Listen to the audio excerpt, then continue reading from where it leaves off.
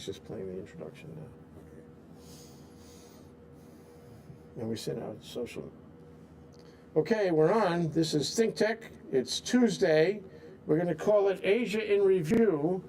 And we have Russell Leu here. Russell Leu is an attorney. Beware of that.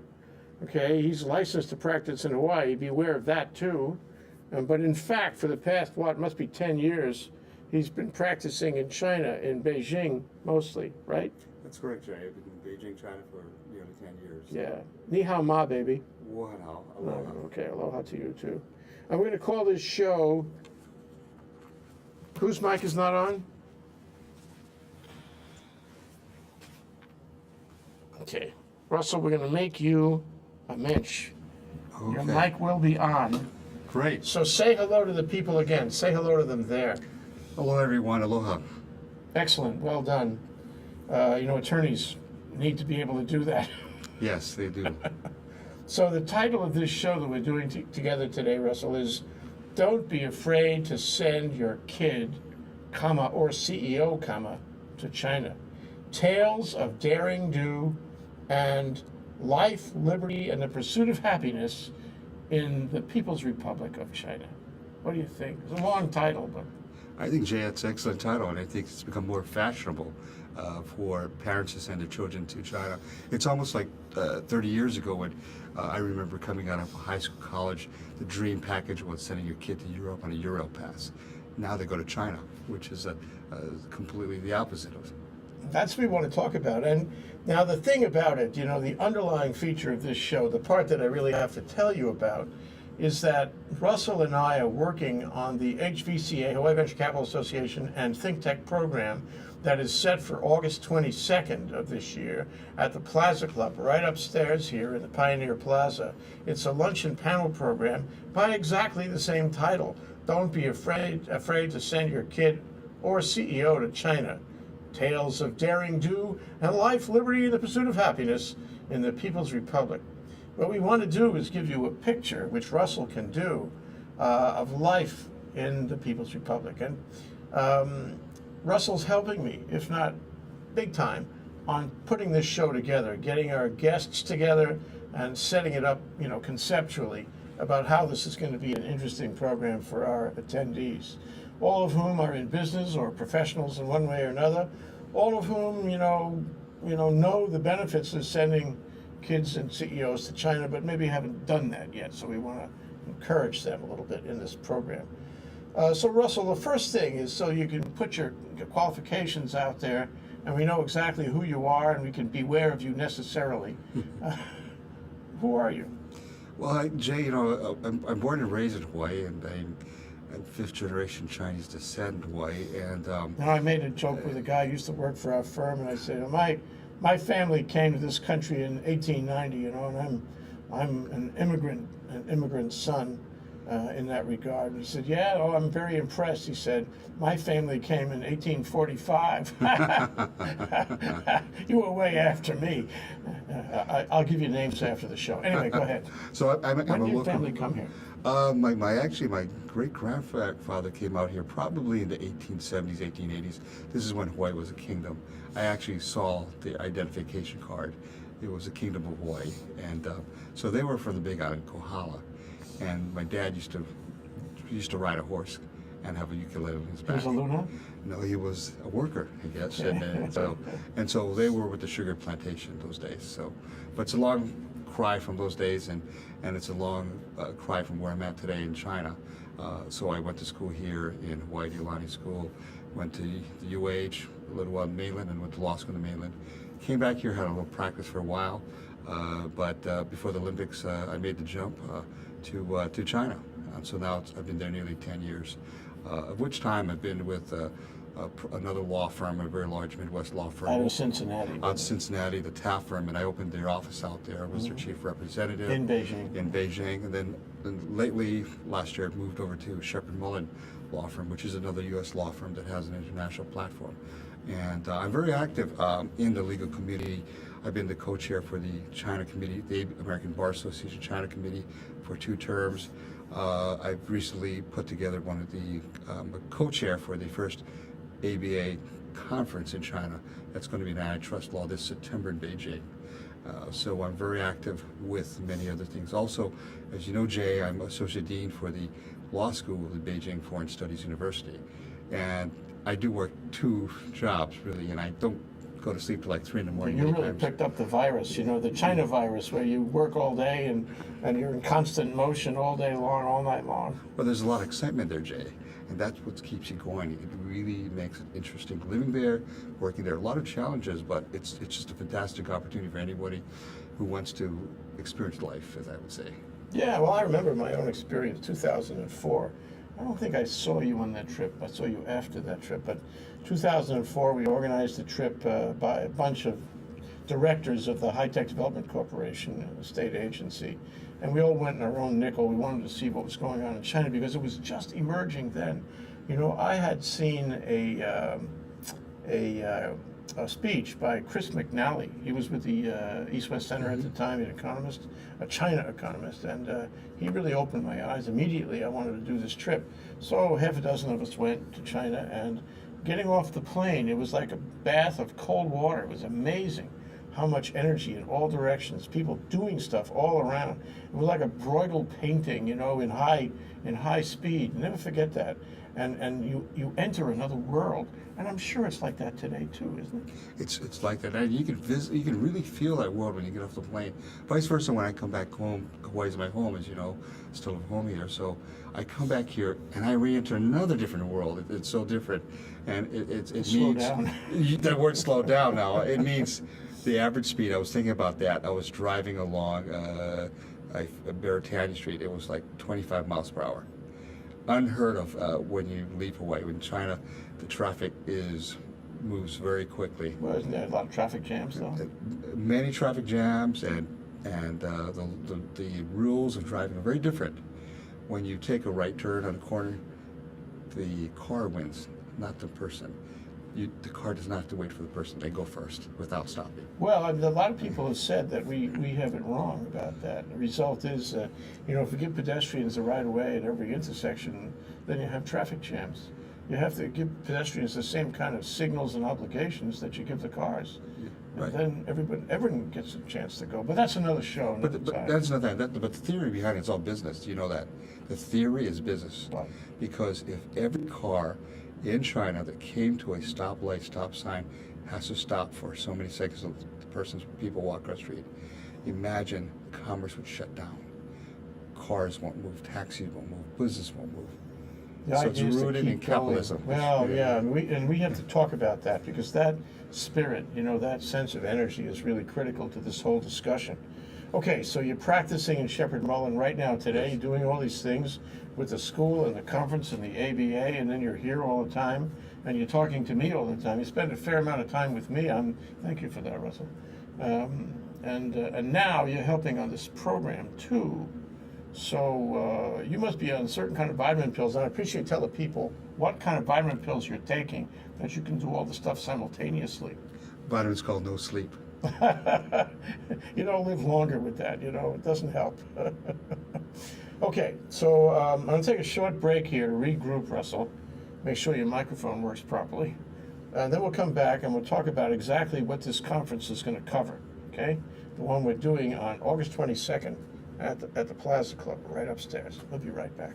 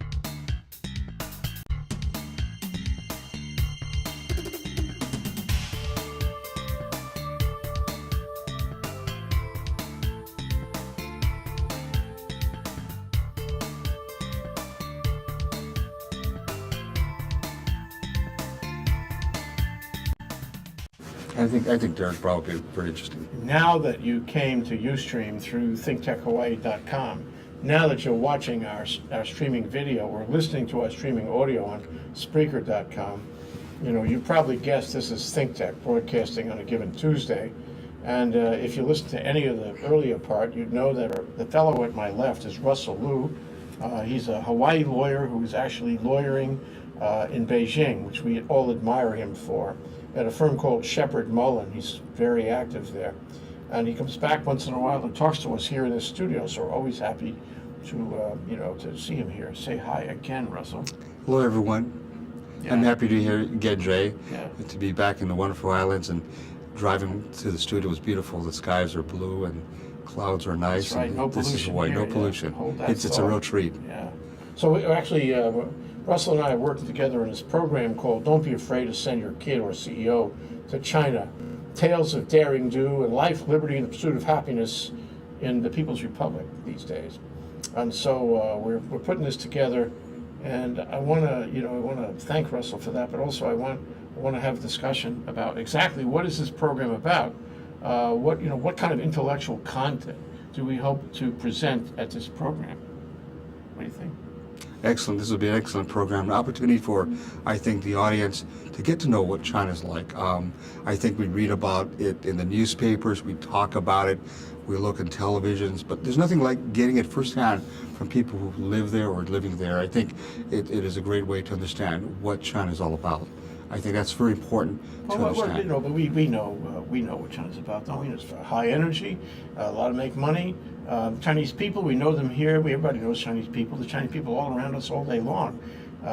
They're the ones with a sense of humor, you know, tough negotiators, right? Very feisty. Very feisty, right? I mean, I like that. I mean, that's what I like about China. I mean, there's so much cultural differences. 1.4 billion people like that. It's really something. Well, there's a lot of cultural differences, and hearing from these speakers would be excellent.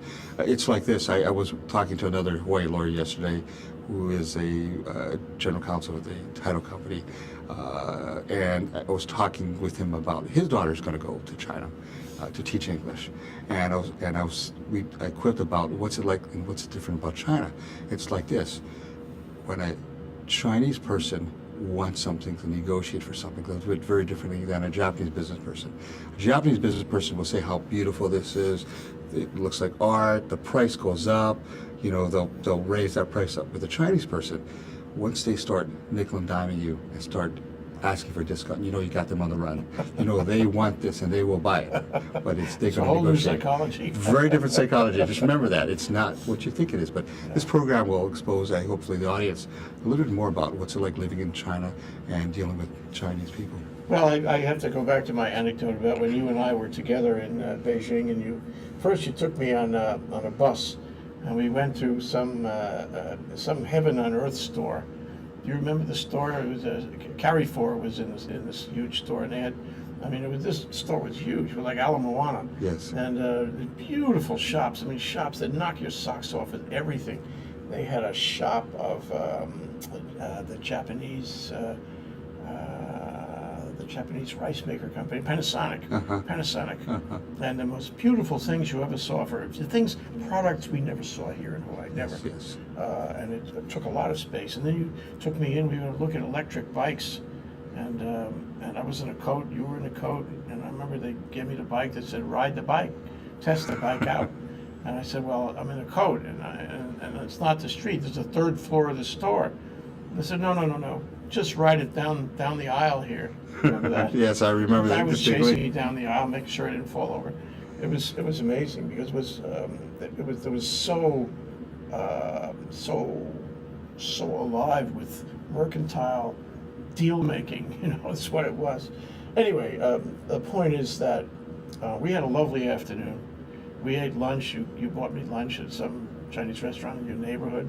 We took the bus everywhere.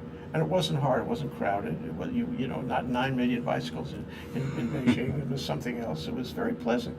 And I really thought that your apartment was in a condo building or something across the street, big tall building. And I thought you had a very nice lifestyle. This was easy to take. But were you the upper middle on that, or were you just an ordinary guy? Where did you fit in the hierarchy? I kind of fit in the middle class upper in that neighborhood. Where I live, there's a lot of You still live there? No, I moved, and I'll tell you why. There's a lot of people who are young professionals, business people that work in the business district and called the CBD. Also, there were a lot of movie people who were in the same building, a lot of Hong Kong directors and producers in the same building I lived in. And so it was a high energy place, and many places in China like that. A lot of the places, the buildings are filled with people who work in the business district, and it's a very high energy area. And it's so high energy that many of the restaurants don't close till like midnight, or the shops stay open very late because they know these people are coming home late. And so From work, and they're going to eat late. So very high energy. Yeah.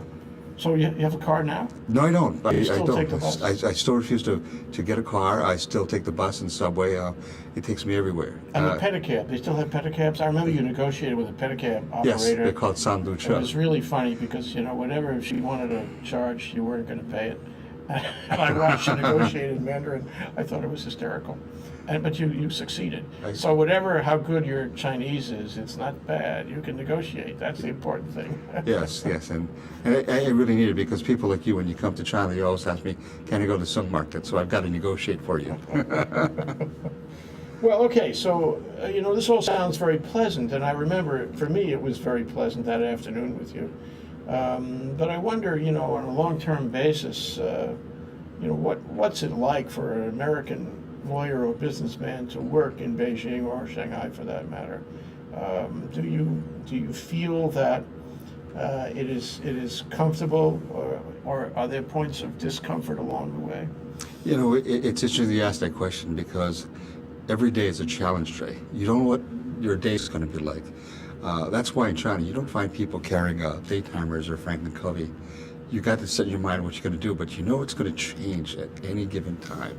You're going to have things that pop up, meetings that require you to jump and move and jump, get in a subway and do things.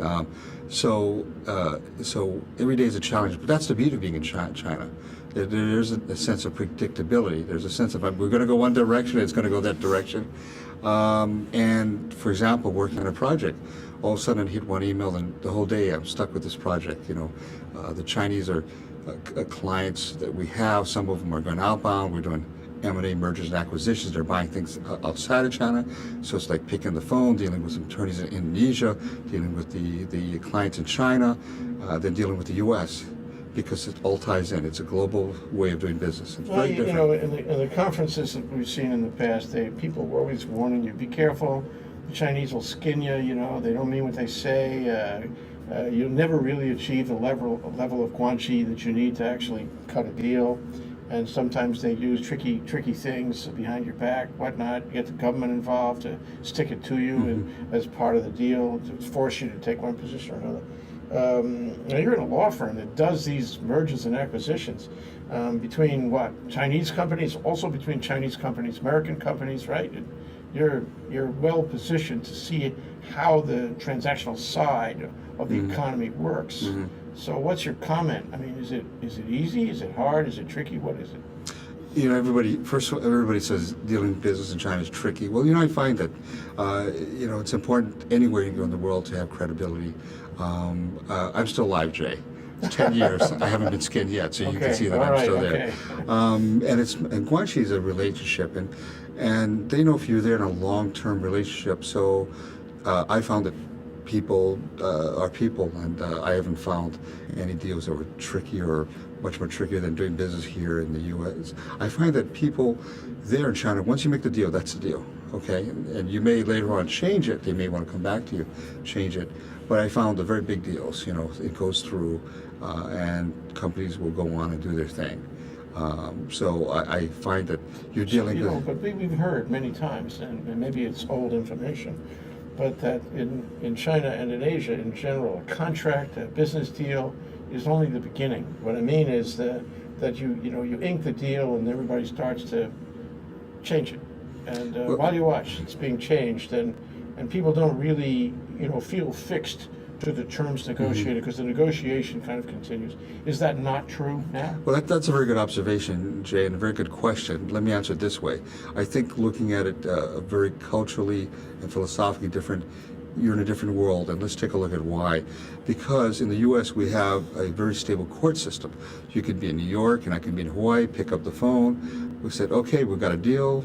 Can you sign it, fax it over, or send it, scan it to my email? And it holds. It doesn't matter. Something goes wrong, we know the courts.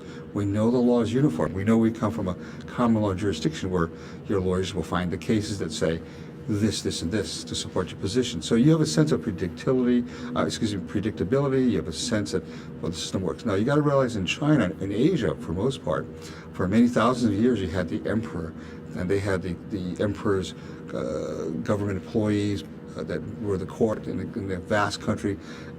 Nobody really would prefer to go that route, to go to front for the emperors, the whatever they call them. But what they did was, among themselves, through the Confucian principles, would settle things, modify contracts, change terms, and come and do it. It's a different approach. So it's a relationship, relationship among people.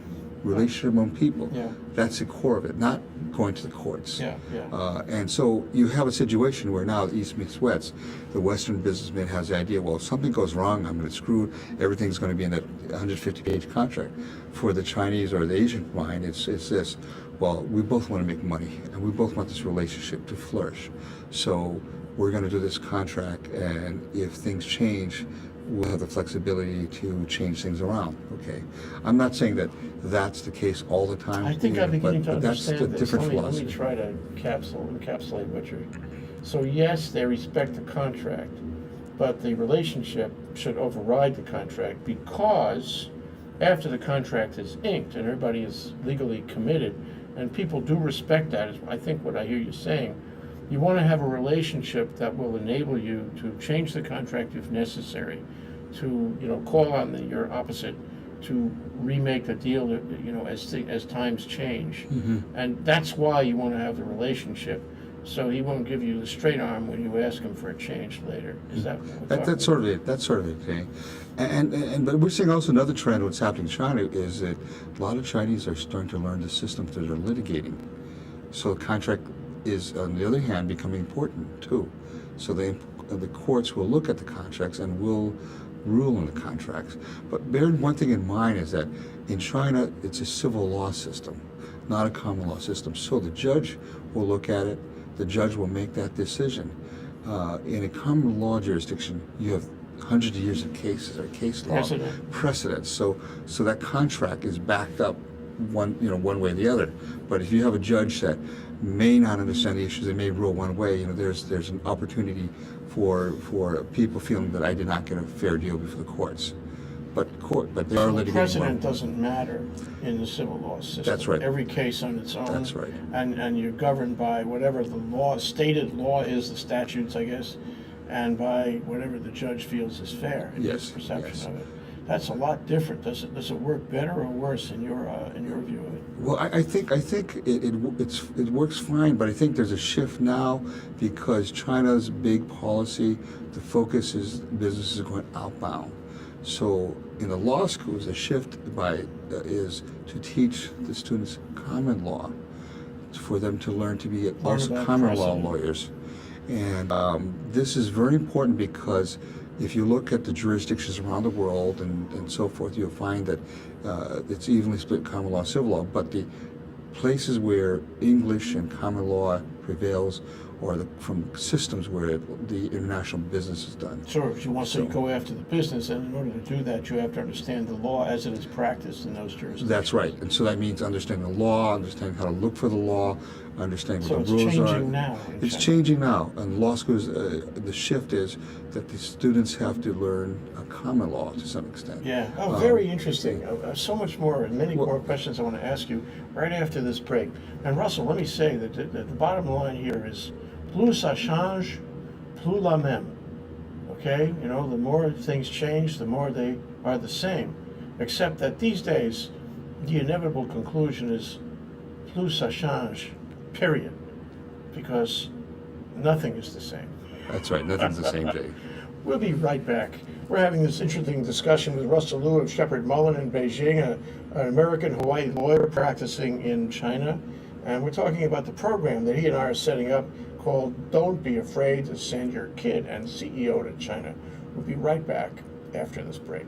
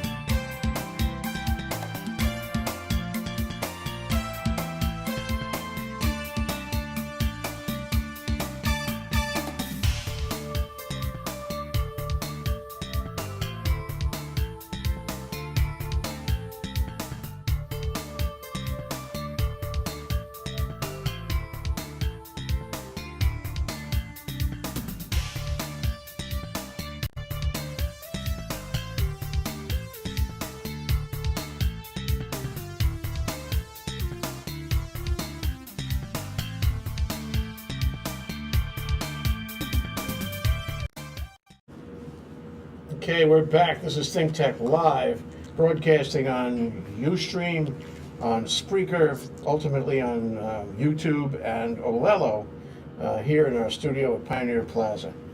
Today I'm here with Russell Leu, an attorney, a Hawaii attorney, practicing in China for a firm called Shepherd Mullen, doing big deals and, like at the frontier. And we want to examine the frontier with you.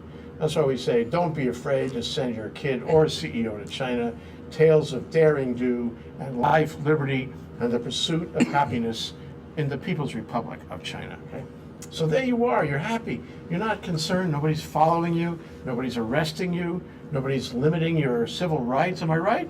That's right. You're an ordinary person leading an ordinary life, just as if you would lead an ordinary life here in Honolulu, right? Right, and I think that's a good point, Jay, because a lot of people have misconceptions about China or think about China 50 years ago. They think somebody is wearing a green jacket, walking behind you, following you, taking notes of you.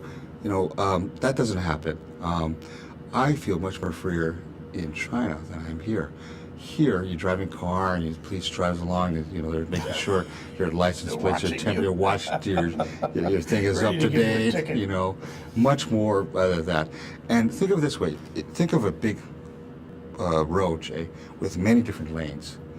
And as long as you don't become a radical and do a political overthrow, that's the far end of the lane. This lane moves so quickly. There's a lot of room to move in and out. That lane is a big highway compared to here, a small little road. The bandwidth is very different. What I hear you saying, though, and this is really interesting thought, is that, it's sort of like if you wanted to get in trouble, it wouldn't be hard. You could make some moves in China that would land you in jail.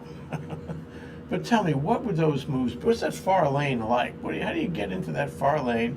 What do you do, and what happens to you when you get in that far lane? Never been that far lane, Jay, so I really can't tell. You don't want to think about it. I don't want to think about it. I mean, I have a friend who's a director for the prisons there, so if anybody gets in trouble, I'll call him, But never got there, and there's a lot of latitude. And it's like this. I remember a friend's daughter who was at Stanford University, and she had an internship in Japan at a law firm. And she needed to come to China. Her internship fell through, so we helped her get another internship. So she was in Japan for a month or so, and every day to work she'd wear, and everyone would wear a black suit, a white blouse, and a black skirt or trousers, suit every day, briefcase. On the subway, everything's regimented. When she came to China, she said, "Oh my God, what's happened here?" And I said, "Well, what do you mean?" She says, "I come out here, go to the office, people aren't wearing these black suits necessarily. And some people got tattoos, and they're wearing sneakers, they're wearing sports clothes. What's going on?" Well, this is China. China is just a diverse place. Things are happening. People want individuality. they are really into individuality. And you'll find a lot of young kids with tattoos. Be surprised. Don't be surprised. They love basketball. They love freedom. They love that word freedom. And there's a lot more individual choices, I think, in today's China than Today, as opposed to when? as to maybe 50 years ago, Well, or about 30 5 years years ago. ago, Or- yeah. it's like a scale. It gets bigger and bigger and bigger. The bandwidth is getting bigger and Yeah, bigger. yeah. And it's amazing, Jay, what people there, they're into their electronics, the latest, the high-tech phones, and it's a big consumer society. They got the equivalent of Amazon, Taobao, and boy, you can get things cheap like a camera bag, anything you want, and they'll deliver that same day. And it's incredible what's happening there. I'm amazed every day. So, I mean, that's one thing we should talk about, because I want to portray that in this program we're doing. Now, whatever you thought, about China, I mean, my thinking is locked into about 07 or so, or 08 was the last time I went to China. That's 5-6 years ago already. Sure. And it's dawning on me, and I'm hearing it from you, that the change is happening more quickly now. That's right. And that my recollections of the place, my gestalt feeling about the place, no longer relevant. That it's moved way beyond that. It's become, in many ways, westernized with its own brand of Western. And we should not assume that our last recollections are correct. We have to appreciate China as a place that moves just as quickly as all that energy we That's talked right. about. Well, I look at Jay, it's 1 year is equal to a year of a dog's life, 7 years. So it moves very quickly, old Jay. proverb or relatively. something. Very, really quickly. And I'm amazed just going around town sometimes, looking at the changes that are occurring every day. You go there and you go there a few weeks later, it's changed, immense activity. And it's a place that kind of reminds me of kind of like a San Francisco sometimes, because you got little boutique shops, neat shopping areas, you can get away. Some days I get my computer and have just go and find a place and have coffee. And it's amazing because the coffee is not like U-Bahn here. It's not the drip coffee. They kind of leapfrogged over it, and they drink all Italian espressos. And they have the latest stuff. The good coffee. So Leapfrog, yeah. and so it's amazing the things that you'll see and experience and discover. Well, it sounds very comfortable. It doesn't sound dangerous. The food sounds. I mean, when I was there, the food was great, and the whole experience is not bad. I mean, we should spend a little time later in the show talking about the downside of all of that. But still, while talking about how it is today, let's address the primary question of the show. Don't be afraid to send your kid to China. So let's assume I have a kid. Let's assume he's a minor. 16, 17, maybe 18 years old. Should I be afraid? What kind of experience is he going to have? And I have at least knowing people that have traveled to China at the high school age. I haven't seen any problems. At the university where I'm actively involved in the academic circles, you'll see more and more high school kids from America coming to the U.S., coming to China, and they'll have somebody who's their guide, a Chinese guide, as well as somebody from the States. And I ask these kids, where are you from? Talk to them, and they love it. I mean, there's a sense of a spirit in this place, learning the language. What do they love about it? Well, they love about language, it. I The think, language, must be great kicks, because once you learn the language, you actually integrate into the That's community, into the social structure, and that means a lot. That's right.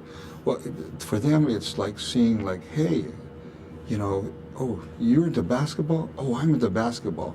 Who's your favorite star? Oh, we got the same stars, Oh, they know the same stats, and it's amazing. The world is global. So what they're experiencing is that China is a very global place, extremely global, much more than would say the U.S. The people in China are thinking globally. They think global. Everything on their mind is global. And they want to travel, I take it. They want to travel. They want to go to U.S. And they can travel. And they can travel. Aside from the these days. U.S., visa issue, it's another issue that's on this side of the ocean. But from the China side, there's no limitation. There's no limitation. For example, They have to get permission to leave. They have permission to leave. They can freely travel in country, out of country. And 2 years ago, I went on a trip to Europe on a Chinese tour. Oh my God, I really understood what it meant, how these Chinese shop. The bus will take them into a place, and they will, for example, the Rolex store, 5 stores, all Chinese. And they're buying 3-4 watches to take back with them. And all the salespeople Sounds are very Chinese. Japanese to me. Yeah, I mean, it's sort of that trend now that for the Chinese, because these things are much more expensive in China. but they want the real things, ones. the real ones. And you know, there's got to be a thing said about the fake market in China. It has a function. That function is this: is when you have a fake thing, you want the real thing. Sure, it And makes so, you want to real have thing. the real The thing. desire becomes so great that you plan that trip and you go out and you buy the real thing. Now I wonder who's behind the fake market. Or you know, it's similar like the DVDs. You know, I'd say that many Chinese will watch all the U.S. soap operas and so forth, but they have a good glimpse of American life. Although maybe not be exactly perfect, but you know, it makes them really look and say, I want this life. I want freedom. I want choice. Okay, what And these are about the good things. internet? I mean, you know, there's been all kinds of stuff, and not in very recent terms, but not too distant ago, about how the Chinese government was clamping down on the internet. You couldn't get certain sites. You know, there was a ceiling and a box all around you. Is that so today? If I'm in China and I want to Google stuff, am I going to get the full answer? Well, you know, some things, of course, that the Chinese government does regulate. You know, YouTube, you can't get in China unless you have what is a VPN. Many Chinese do have VPN, so they get around it. But it gets through the firewall. It gets through the Great Firewall. Yeah. But you know, I don't see a whole lot of things being blocked out. I use the internet freely. I use my Yahoo Mail at home. There's no restrictions. There's no big thing that says censored, blocked out. You know, but you know, I think from what I understand is, you know, every government around the world does this to some extent. You know, it's the degree of what's done. But for the most part, for the average Chinese, they do get pretty much everything, I think, you know, that they want to see over the internet. So they can educate themselves that way. Yeah. Do they use the internet as much as we do, or possibly more than we do? I think they use it more, actually, Jay. It's frightening much more because, you know, when you're on the subways waiting for the subway, or even on the subway, people download things, or on the internet, through email. You have those smartphones carried with them. I see more Chinese, you know, or more technical savvy. So it's a natural thing, you know, the internet. And I believe the stats show that they're in the number one place in the world. The users are in China, and that number is constantly growing. Well, okay, so far it sounds pretty good, but we're going to take a short break now, Russell, and I want to put you on notice that after we come back, I'm going to be asking you about the dark side, and you have to answer my questions. You have to tell me. It'll be cross-examination. Not a problem, Jay. Okay, I'm Jay Fidell. This is ThinkTech on Asia in Review. With me is Russell Leu, an attorney from Hawaii who was practicing a long time already in Beijing, which I really admire him for, now at a firm called Shepherd Mullen. And we are talking about a program that Russell and I are putting together in which Russell would be directly involved on the panel, called Don't Be Afraid to Send Your Kid or CEO to China. We talked a little about the kid. We're going to talk about the CEO now. Tales of daring do and life, liberty, and the pursuit of happiness in the People's Republic. We'll be right back. Great, Jay.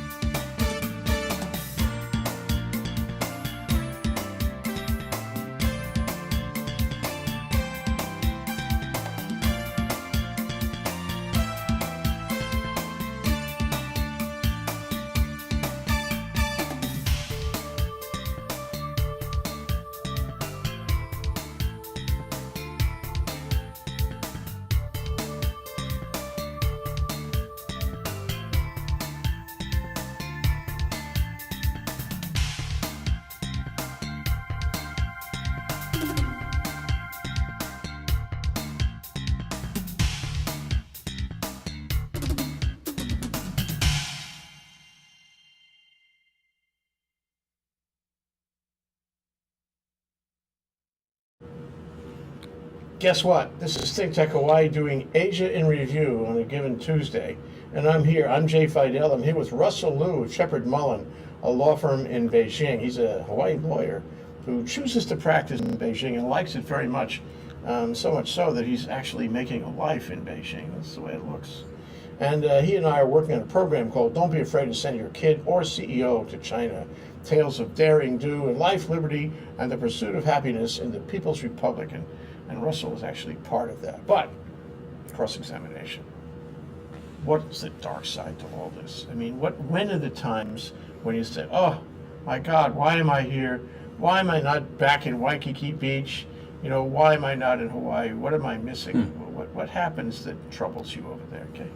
I like that question, Jay. As you were asking the question, vivid images came across my mind. We have a saying in China among the expats, TIC. What's that? This is China. Okay, fair. Which means that there are going to be good days, there are going to be bad days, but you know what? This is China. We have to adapt ourselves. So the worst days are probably when waiting for subway, and there are thousands of people pushing, shoving, cramped in the subway, and it's a hot summer day, and I'm wearing a suit and tie, and I'm going to go on the subway ride, and I'm going to stand for about 45 minutes or an hour. Okay. And you say, why am I here? But most expats, a lot of them won't do that route, and they'll take a taxi, and you'll sit in the air-conditioned back seat and just wait and wait. Traffic doesn't move. But I choose a route of being with the locals, and that means getting in the subway when it's all jam-packed during rush hour. I got to share you some photos someday, Jay, and you'll be amazed to see what it looks like. People shove, push, and you get pushed in the back, and you really. This the story of at least the male expats, the men who always exchange are like, well, I felt great in the subway because I pushed back. Yeah, Somebody pushed me, and I pushed back, and I cranked somebody. Back. You know, so stand up. Exactly, stand up for your rights. So that's. You get your pocket picked if you know, it's that? funny. Over the years, I found that there's less and less of that. Extremely safe. The only time I got pickpocketed was once. That was maybe 8 years ago, but I was a fool because I had my suitcase and I had my wallet dangling, and didn't take the right precautions. But aside from that, I've never had a problem with pickpocket. I've dropped things on there, and people said, "Oh, you've dropped this," and returned an item. But I haven't had that problem. The problem that I have is sometimes if I'm on a long subway ride, I get a chair, I get a seat, and I actually maybe fall asleep, and I get up, forgot, I left something on that seat. You know, it happened to me once, twice. Well, you know, can I tell you a short story? One of my trips to China. I got discombobulated at the security on the way into the country, and I had to, take my stuff out of my pockets and put it in a plastic bin, and I had to run it through something. I don't know what they were afraid of, but okay, it was like when you go on the plane, the same routine when you come off the plane, like that. And so I put my wallet in the plastic bin, and when I got to the other side of the machine, I forgot to take my wallet out of the plastic bin. My wallet was in the plastic bin, and I'm with other people, and I walked down the passageway, and I was out there maybe, 30, 40, 50 feet, maybe 100 feet, in this teeming airport setting, right? And the guy from the transit organization, like a TSA guy, is chasing me to give me my wallet back. Holy moly. I made a little prayer. Can you imagine losing your wallet, in another country, especially China? But anyway, they were very kind to me about that. And then he remonstrated. He said, "Be careful with your wallet." Okay, I'm careful. Okay. But I mean, people are good. You can find good-natured, good-hearted people around. I will add to that comment, and living in Beijing, I really think that people are very nice and civil people. I've had once or twice. I've had a very bad taxi ride, and I know that this taxi driver was going to either cheat me, which rarely happens, or he was driving to take me around. And what I've done is, at the end of your taxi ride, you always ask for a fapiao, which is official receipt. And on that receipt was going to list the driver's ID number, the time, the date when you took the ride, and a phone number if you have problems. If you forget a bag, which I've done, I've called that number. Or when I made a complaint, I've called them up, and holy moly, I had a bad taxi ride from the airport one time, and the company said, "Don't worry about it." They sent that taxi driver back to my home, and they said they were ordered to give back my full taxi fare. Oh. And that was the price for what this taxi driver messed up. So they are serious in what they do. And I'll tell you something. I've lost things in stores. People run back and say, "Here's your sunglasses." I've lost a sunglass in Best Buy. Never forgot that. Left it in the stereo room there, listening to music when I came here. In Beijing? No, here. Okay. And I walk out. Next minute, come back, it's gone. People here, when they find sunglasses, they don't return it. That's my experience. Somebody's taken it and they'll keep it. There, they return it. They look for you. Yeah. And I find that it's just the way of living. It's very different. Yeah. Well, it's a pretty good picture, but tell me now more about the dark side. What do you worry about? Like in the practice of law, for example, do you worry about people withholding information, withholding documents? Do you worry about judges in court, maybe who are not, you know, sympathetic, who are off in another world? Right. Okay. As U.S. lawyers, foreign lawyers, we cannot appear in court, so we normally work. But you watch what happens. Yeah, watch, and we work with their Chinese lawyers. Okay. Yeah. One of the things, seriously, people ask me, well, why would I want to go to Shepard Mullins? You guys are international lawyers, American lawyers. Why don't you just go straight to the Chinese law firm? Well, I tell them, look at this. I'll give you an experience. Sometimes when we have to go litigation for a client, we interview the Chinese law firms, and believe it or not, we've had some responses from the Chinese lawyers as well. How much are you going to give us to pay off the judge? There are a dark side like that. We refuse to work with or cooperate. It's against the law, isn't it? Well, you know, It's it's American law, but you know, again, you asked me a dark side, so that's very different, and that's why I tell clients the reason why you come to people like us rather than go straight to a Chinese law firm is because there's attorney-client privilege, confidential information that we can't share and give out. But that doesn't exist with the Chinese. Also, they have a law that says when the government says these are state secrets, that information can't be withheld by the government, or say, you know, they will refuse to give information, or it changes everything complexion. So that's why normally for companies going to China, you know, they should look for a foreign lawyer because you can protect your you can screen things out. Yeah. And the most important thing is... Are you guys more expensive than the local lawyers? No, we are competitive. Every time I look, their hourly rates are higher than the last time. I think some of the Chinese law firms are outrageously higher than any of the international law firms. It wasn't always thus. It wasn't like that, but they've become higher and higher and higher. And that is something that, yes, I found a disturbing trend. They are much more expensive. So. And they love to deal directly with clients. They don't want you in the middle. Well, they don't want the American law in the middle, you know, and that's a function of economics like anything else. But I still think that you have to look, if you're a foreign company, what's the added value if you're going to work with the foreign lawyers, the foreign law firms. The foreign law firms all have Chinese lawyers working within the firm. The Chinese lawyers in our firm, however, by government regulations, will have to suspend their Chinese license, so they can't go to court. But they know everything and do everything. Okay, well, how about the Chinese law firms? Do they have American lawyers, international lawyers in their ranks? Mm-hmm. They do? They do. Some of them do, and they have an American who will be maybe partner for the international law. So is it possible for an American lawyer to be admitted to practice in the courts? It's the same regulation applies. The American lawyer cannot go into a Chinese court. Why not? Unless you're Chinese licensed. So can't you get a Chinese license? Do you have one? Do you I want one? I don't have one. You're going to get one later? Extremely very difficult to Why? have. Because everything's in Chinese. You have to study the civil law. You speak the language. But you have to study the civil law, and it's So very you have to go to law difficult. school again. The pass rate in China for the Chinese national bar exam is about 25%, 28%. Very difficult to get the license. Okay, but our title of our show is "Don't Be Afraid to Send Your CEO to China." I guess CEO includes a lawyer CEO.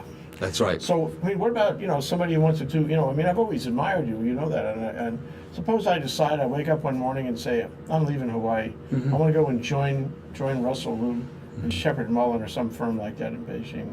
What are the obstacles to doing that? It's a very good question, Jay. And this last 3 days, I've talked to about 3 different people about going to China. It's very relevant. More and more people are doing that.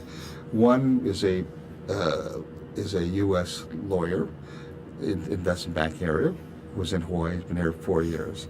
So I was there while on a coffee shop the other day talking with him the same steps. Where all big deals are made. And so he asked me, what do you need to do? I said, well, first, language and culture. Go there, get your language done. Okay. Second thing is that if you can't teach English, get good guanxi, good relationships. Start to look throughout, what you really want to do. Do you want to do business? You want to do law? Look at the different law firms. Very important. And some people who are, I would say, more, how should I say, much more disciplined. Well, if like you, Jay, go to an LLM Master's of Law course, so that you can meet people. In China. Chinese Master. Chinese Master of Law course. English or in English. In English. I mean, for people like you, expatriates, expatriates, right? Like me. That's right. Not for the Chinese. Not for the Chinese. This is for the Okay. international lawyer. The programs, the law school That's math so has it. interesting because up till now the Chinese have come here for the LLMs, Yes. and there've been nobody going there for the LLM. But That's now they're doing a mirror image on They what do we a mirror do. image, exactly. So smart. Oh, gee. Except, but it's funny, but you can see the global trends from this side of the world. People are not in tune to China for some reason. They're not international. So there's not a lot of interest from the U.S. when they should be. Your school, the school you teach at, do they have a program? Yes, there's a program. We opened up a LLM program. Are you Masters teaching in that program too? No, I'm not teaching that program because that's going to be the Chinese courses on Chinese law. So we'll have our Chinese law professors teach This is that. very valuable. There are other schools. One of the speakers at the conference went to Renmin, which is another very good school, and got his LLM. Coming back here to take a JD. So there's different routes. You don't have to straight go into a US JD law school, go to China. All the Chinese law school only require an undergraduate degree, and you can get into a program, an LLM program, Master's in Law. So that's another route you can do. Language school, get a Master's of Law degree. Learning language is important, but however, the key thing is learning language, fitting in the culture, fitting in the environment. So, okay, I mean, I can go out and have a beer like everybody else, and I can relate to people, especially if they're making the effort of speaking English. My experience in all the trips I've taken there is I've always really gotten along well with them. I like them as a group. I like them as a cultural, cohort, so to speak. But the question is, could I get a job? Could I function? Could I earn enough money to have an apartment, like you have an apartment, and take the bus and go to the restaurant and go to the movies or whatever else and make a trip once in a while? Could I get a job and make a life there if I'm a kid or a CEO? I think you can make a life. It's just a matter of what are you willing to put into it, and coming into an environment where you don't have the language, recognizing that you don't have the understanding of the law. You have to recognize that, and being able to say, okay, I'm ready to come here to rough it, because what I see out of this is an intangible experience of life, and that will carry you through. That invaluable experience of life. I was there before the Olympics. I was there to see, and I was living on the east side of the town in Beijing, near the Nongmian, near the agricultural people, the farmers. I walked the roads there where there was nothing but dirt, and see the tractors moving along. The only one McDonald's 24 hours, and taking language courses at this university. And you saw what's it like. You went to the local places to buy clothes, got a haircut at the local barber shops. Are very different, You have to have a certain mental approach. Yes, you got to. And I know you well enough. I mean, from our discussions and all from our time in China, that you Russell have that flexibility that will allow you to do that. Not everybody does, but it is an acquired taste, and you could learn to have that kind of flexibility. And wouldn't it be great if more of our kids and CEOs could go? Anyway, let's work on the program. We'll talk again. I'm sure we'll talk lots, and I'll see you back here on August 22nd, Yes, right? Is it all set? I have that on tape. It's all I'm set. working on that, Jay. You can't get away. It's locked in. I knew you came to I got him on the tape game now. committee. Yes. Yes. Okay. Thank you, Russell. Thank you, Jay. Thanks for Okay. coming down. That's Russell Leu. He's an American lawyer, a Hawaii lawyer in Shepherd Mall in Beijing. We really love to talk to him. Thanks, Russell. Thank you, Jay. 再见。再见.